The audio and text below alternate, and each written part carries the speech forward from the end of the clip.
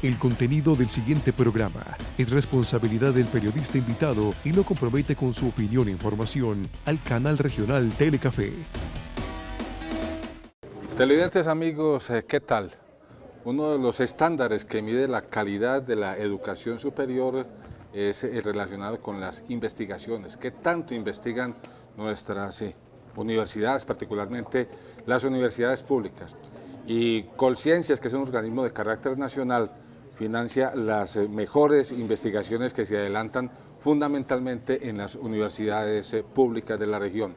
Hoy vamos a referirnos a una investigación cofinanciada por Colciencias con el respaldo también de la Universidad de Caldas, que se llama Biografías sociosexuales en hombres y mujeres con prácticas homoeróticas en el eje cafetero,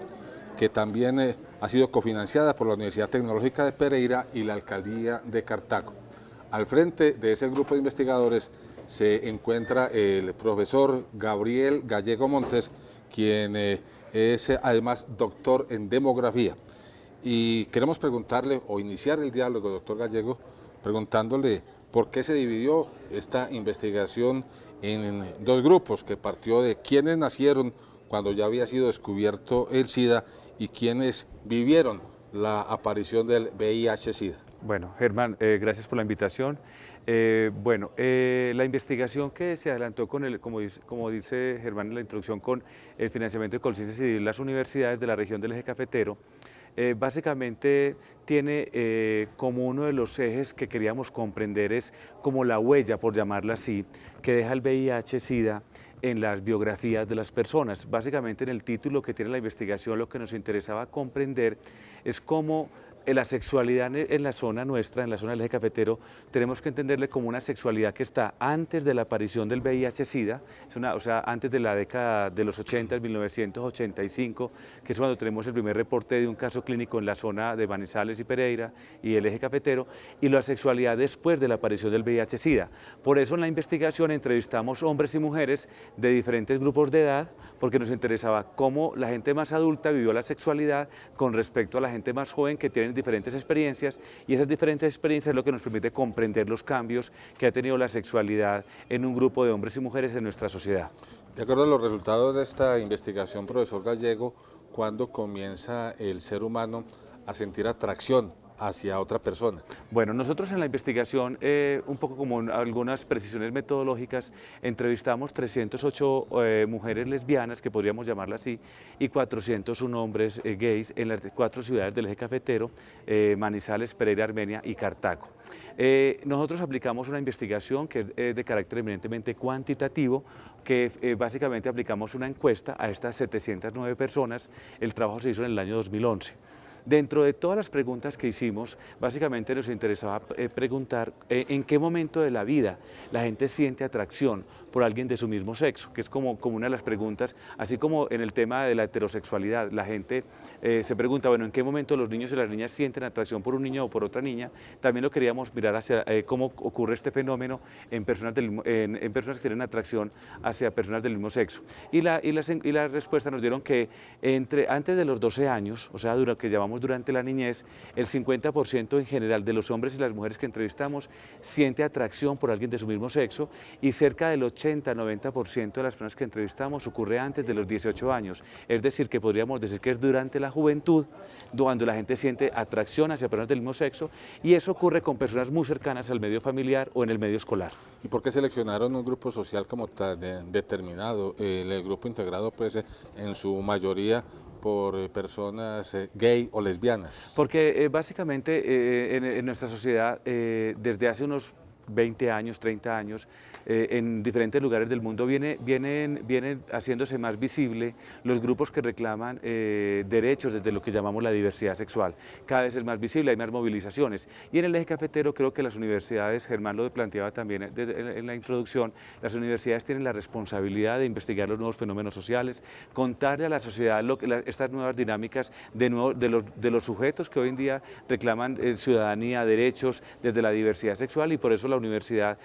formula el proyecto, lo formulamos un grupo y entramos como a la convocatoria que hace Colciencias. Entonces, básicamente nos interesaba comprender en la investigación cómo transcurre la vida de hombres gays y mujeres lesbianas, o como lo llamamos en la investigación, hombres y mujeres con prácticas homoeróticas. ¿Y cuál es la edad promedio para el inicio en la actividad social de este grupo de personas que, repito, fue una investigación que se hizo en Manizales, Pereira, Armenia y Cartago? Básicamente tenemos que entender que la sexualidad como una regulación social que nos cobija a todos los seres humanos, desde que nacemos hasta que morimos, estamos regulados por unas normas hacia la sexualidad, de cómo debemos comportarnos, qué debemos hacer, cómo deben de ser las parejas, etcétera, etcétera, etcétera. Pues eso nos cobija tanto a las personas, a las personas de diferentes orientaciones sexuales. En ese sentido, encontramos que la edad mediana, en la cual los hombres y las mujeres tienen su primera experiencia sexual con alguien de su mismo sexo, son los 15 años en los hombres y 17, 18 años en las mujeres. Si uno compara esos datos con los datos de cuál es la primera relación sexual en hombres y mujeres jóvenes en nuestro eje cafetero, encontramos que son edades muy cercanas, lo que nos está mostrando que la sexualidad tiene como una especie de reglas y de normas que cobijan a todos los seres humanos, y esos fueron los datos básicamente como de entrada al inicio de la vida sexual, básicamente en lo que podríamos llamar el homoerotismo o en la homosexualidad. Es decir, que puede haber alguna similitud en los comportamientos de las parejas homosexuales al de las parejas heterosexuales. Sí, cada vez hay como más cercanía entre ambos comportamientos, en cómo transcurre la vida erótica y afectiva en la vida heterosexual y cómo ocurre también en la vida erótica y afectiva bajo la homosexualidad. O sea, como dicen muchos teóricos, en últimas todos los seres humanos estamos gobernados y estamos como bajo el mismo paraguas. O sea, todos tenemos como el mismo paraguas y nuestros comportamientos terminan siendo cada vez más parecidos. Y otro tópico que aborda también esta investigación que realizaron ustedes es el relacionado con la estabilidad de la pareja. Frente a este tema, ¿qué encontraron? Bueno, nosotros básicamente, por ser nuestra investigación de carácter eminentemente cuantitativo, aplicamos unos modelos estadísticos para mirar, para hacerse como una pregunta, Germán, que se hacen como los seres humanos y que nos hacemos todos, ¿por qué unas parejas duran más y otras parejas duran menos? O sea, es como siempre la pregunta cotidiana, ¿por qué una pareja, por ejemplo, de novios o una pareja en un matrimonio duran tanto tiempo y otras parejas se disuelven tan rápido? Nosotros habíamos introducido en el cuestionario una serie de preguntas que nos permitieran evaluar esos comportamientos y hallamos que la duración mediana o en promedio que tienen las parejas del mismo sexo son los 12 meses, o sea, estamos hablando de un año. O sea, es la duración que tienen estas relaciones de pareja, relaciones pues formales. Cuando uno compara esos datos también con otros datos, por ejemplo, de noviazgo en el tema heterosexual, estamos encontrando que son datos relativamente parecidos, porque cada vez más, Germán, como dicen también muchos teóricos, estamos asistiendo como a una fragilidad de los vínculos humanos, a lo que muchos teóricos llaman el amor líquido. O sea, cada vez más las relaciones duran menos, las relaciones se diluyen más rápido, cada vez encontrar parejas que duren mucho tiempo es como un poco más difícil. Y encontramos ahí una serie de factores que ayudan a explicar por qué esas parejas del mismo sexo, que también yo creo que pueden ser aplicadas a parejas heterosexuales, terminan durando más. Uno de los elementos que encontramos tiene que ver básicamente con de las parejas que se iniciaron antes de la aparición del SIDA, tendieron a durar más que las parejas que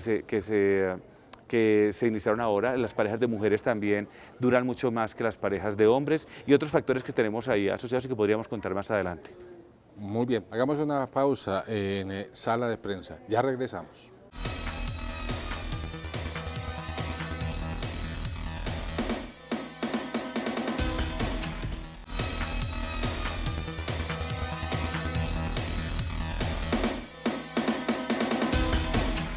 Estamos en sala de prensa con el profesor en desarrollo familiar y experto en demografía, Gabriel Gallego Montes, hablando sobre una investigación financiada por Conciencias y las universidades públicas de Caldas, Tecnológica de Pereira, sobre la biografía sociosexual en hombres y mujeres con prácticas homoeróticas, comunidades homosexuales del eje cafetero y de Cartago. Profesor Gallego, quiero preguntarle si existe en esta región o si la investigación abordó el tema del condón, del uso del condón. Claro. ¿Existe una cultura para el uso del condón? En nuestra sociedad nosotros introducimos en nuestro cuestionario preguntas relacionadas con el uso del condón tanto en parejas estables como a lo largo de la vida, y lo que encontramos es que en la cultura, en el eje cafetero y en lo que llamamos la cultura sexual del eje cafetero, tenemos una baja prevalencia del uso del condón, no lo decimos nosotros, también lo dicen muchas investigaciones de la Secretaría de Salud y de muchas instituciones que trabajan este tema. En las últimas investigaciones sobre prevalencia de VIH-Sida en esta zona que se hizo en el 2010 con financiamiento de ONUSIDA, encontró que en esta zona el uso máximo del condón está entre el 30 al 40% de la población, lo que nos habla de que en ese asunto todavía tenemos mucho para hacer y que realmente no tenemos como realmente una cultura frente al uso del condón, y eso nos pone en serios aprietos frente a lo que es el tema de salud pública y el tema de prevención de VIH, ITS en nuestra sociedad. Existe la creencia muy generalizada de que las comunidades homosexuales son más propensas a la adquisición, al contagio del VIH-Sida. ¿Cuál es la influencia de esa enfermedad en el comportamiento de las parejas, de acuerdo pues obviamente a los resultados de la investigación? Claro, en un principio, como nosotros documentamos nuestra investigación, el VIH fue asociado pues a una enfermedad básicamente de homosexuales, eso fue hace 30 años pues que se dieron los primeros casos, pero en 30 años ha corrido mucha agua bajo del puente y han pasado cualquier cantidad de cosas, y hoy en día en el comportamiento epidemiológico que tiene la enfermedad en el eje cafetero, y creo que en el país, que es también un comportamiento muy atípico en América Latina, es que es una enfermedad donde ha habido un cambio en el patrón, si bien la transmisión es por vía sexual, pero tiene un comportamiento más entre parejas heterosexuales. O sea, se ha ido cambiando como ese patrón que inicialmente marcaba, que era hacia parejas del mismo sexo, y ahora se ha ido cambiando ese patrón hacia parejas heterosexuales, lo que también nos pone como un poco como una particularidad frente a cómo se comporta nuestro sistema sexual en la cultura del eje cafetero. No podemos olvidar, y en eso quedó claro lo de la investigación, que el SIDA frente a las parejas del mismo sexo jugó como en la época en que que emerge el SIDA, en los años mediados de los 80s, y mientras que se desarrollan los antirretrovirales, hubo un pánico moral y muchas de las parejas se encontraron, y de hecho eso fue parte como de la publicidad y de los eslogans de salud pública y del Ministerio de Salud, fue básicamente solo con tu pareja. Por lo tanto, buena parte de las parejas del mismo sexo le apostaron al emparejamiento, le apostaron a una duración mayor y a un tema de la exclusividad sexual, que constituyó una de las armas fundamentales con las cuales la comunidad LGBT trató de hacerle frente como a la epidemia y a la diseminación de la enfermedad en la región. O sea que sí hubo una parte de apostarle por el emparejamiento y por las parejas estables. En cuanto a la convivencia, ¿qué porcentaje de estas parejas conviven bajo un mismo techo y qué porcentaje llevan una vida independiente? La investigación que hicimos en el eje cafetero lo que muestra es que de las parejas que entrevistamos, de las personas que entrevistamos y que actualmente declara tener una pareja del mismo sexo, solamente el 8% conviven bajo un esquema como de familia, o sea, conformando un hogar independiente, rentando un apartamento o una casa y viviendo como una familia conyugal, y a veces como una familia conyugal con hijos, con lo que conocemos como familias homoparentales. Ese es un porcentaje relativamente bajo, cuando uno lo compara con unas estadísticas de pronto con Bogotá o unas ciudades capitales de América Latina, donde el porcentaje puede estar alrededor del 20% del total de parejas del mismo sexo. Pero eso es muy importante tenerlo claro, Germán, porque también hay que tener claro que cuando uno cuenta el número de hogares en un contexto, por ejemplo, de 100 hogares en Manizales o de 100 hogares en Bogotá o en Medellín, lo que muestran las estadísticas es que el 1%, entre el 1 y el 3% del total de hogares pueden ser parejas del mismo sexo. Y creo que en nuestra sociedad, si nosotros hacemos una estadística, eso podría estar alrededor del 1% del total de hogares en la ciudad, y eso es lo que se ha ido encontrando haciendo los análisis demográficos en este tipo de emparejamientos. La homofobia, que es la aversión hacia los homosexuales o hacia las prácticas homosexuales, también es una corriente un tanto generalizada en nuestros días y en nuestra sociedad. ¿Qué analizó, qué encontró la investigación alrededor de este término, de esta acepción, la homofobia? La homofobia es el miedo, el rechazo, la aversión que tiene algún sector de la población hacia los homosexuales, los lesbianas, los gays o las personas transgéneros. Encontramos que en las personas que entrevistamos tienen una alta percepción de que en las sociedades del eje cafetero hay discriminación en función de la orientación sexual o de la identidad de género. La gente manifiesta que sí hay discriminación, y básicamente se encontró que el 30% considera que el lugar donde más se discrimina es la calle. La calle es un lugar que la gente considera que es donde más discriminamos. Las personas que más discriminan, encontraron, la gente relata, de los que entrevistamos, está en primer lugar otros hombres heterosexuales. Quienes más discriminan también son los pastores, los sacerdotes también discriminan mucho, de acuerdo a la investigación que encontramos, y también en tercer lugar están los policías. Es como donde tenemos que hacer un trabajo pedagógico, en el trabajo, la sociedad en general y todos los organismos de gobierno tenemos que hacer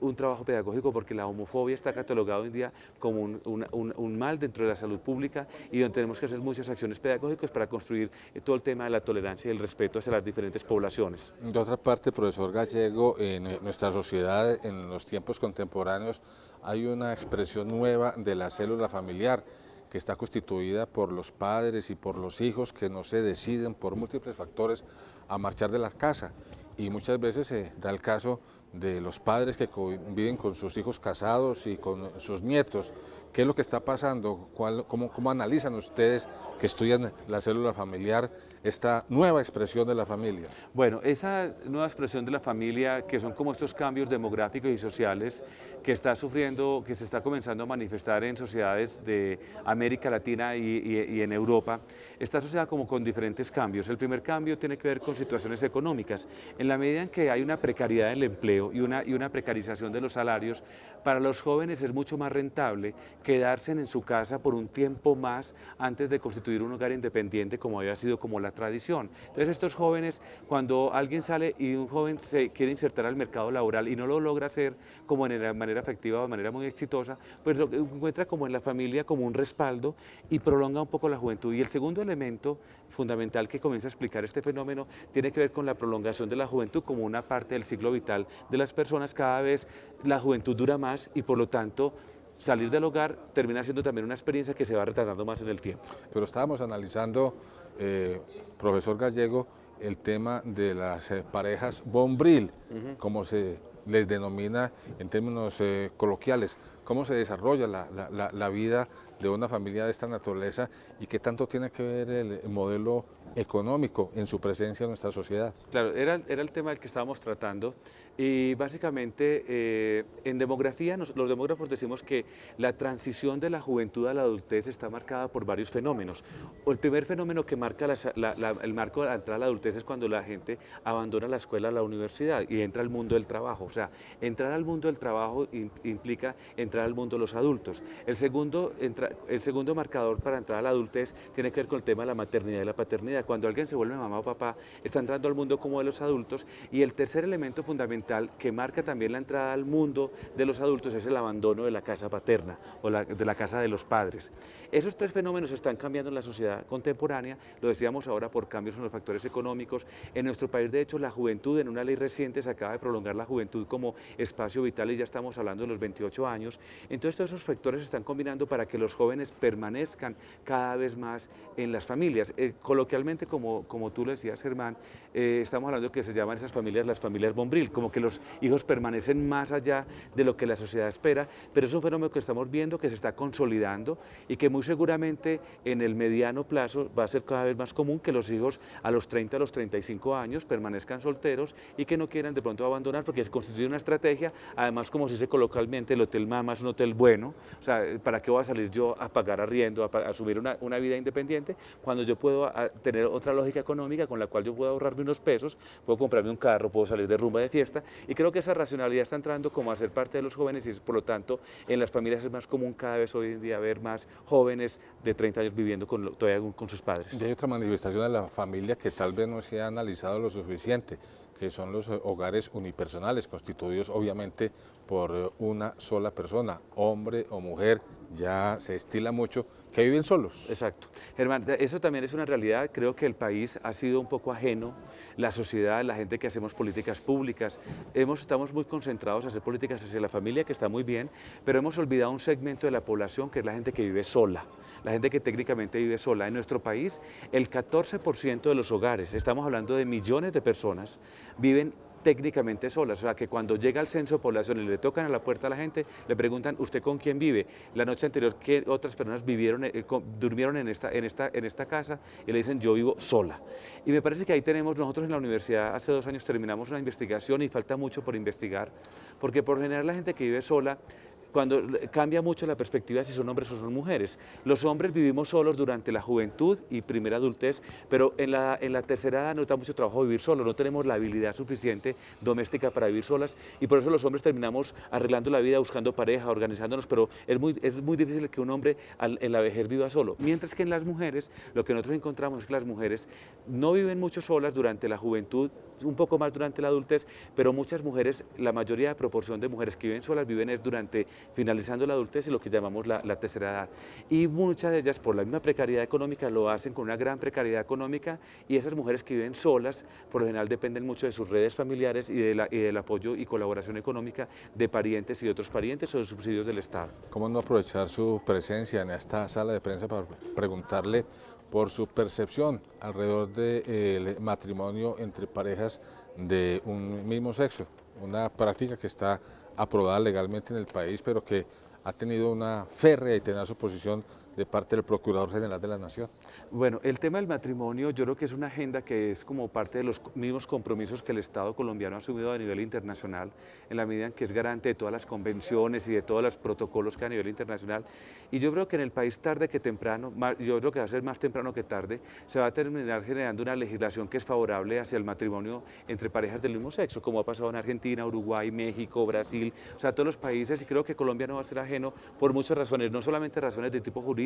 sino razones de tipo político, porque también el país se quiere mostrar a la comunidad internacional como un país moderno, un país de vanguardia, y esos temas hacen que el país sea visto como un país de vanguardia, como un país que está como que no tiene ningún veto para discutir ese tipo de circunstancias. Creo que el tema del matrimonio igualitario es un justo reclamo. El matrimonio no lo podemos volver un privilegio solamente para cierto sector de la población, en este caso las personas heterosexuales, sino que tiene que ser un derecho entendido en términos generales y por lo tanto, cuando se considera un derecho, abarca a toda la población,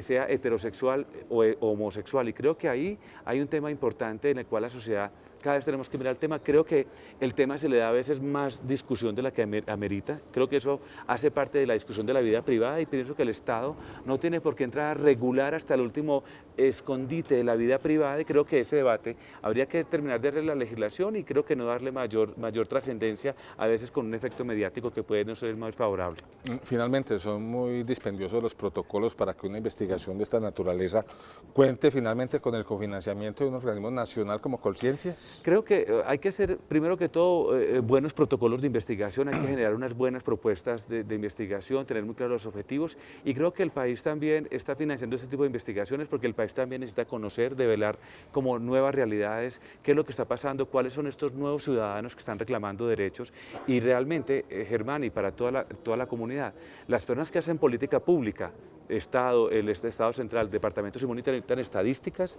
y nosotros estamos generando unas estadísticas donde las ponemos a disposición para que se formulen políticas públicas que realmente hagan una lectura objetiva, por llamarla así, de esta comunidad que a veces se trabaja más sobre el prejuicio y sobre el estigma.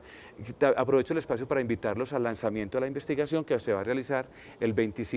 lunes 25 de noviembre en la sala Carlos Nader de la Universidad de Caldas de 2 a 6 de la tarde, eso va a ser de este lunes en 8 días y invitamos a toda la comunidad para que escuche de manera amplia los resultados de esta investigación. Profesor Gabriel Gallego, muchas gracias. A ustedes por la invitación y gracias por el espacio. Y a ustedes, televidentes y amigos, muchas gracias pues por haber estado en compañía de Gabriel Gallego Montes, hablando de esta investigación tan importante, tan novedosa sobre las biografías sociosexuales en hombres y mujeres con prácticas homoeróticas en el eje cafetero. Muchas gracias y será hasta una próxima ocasión.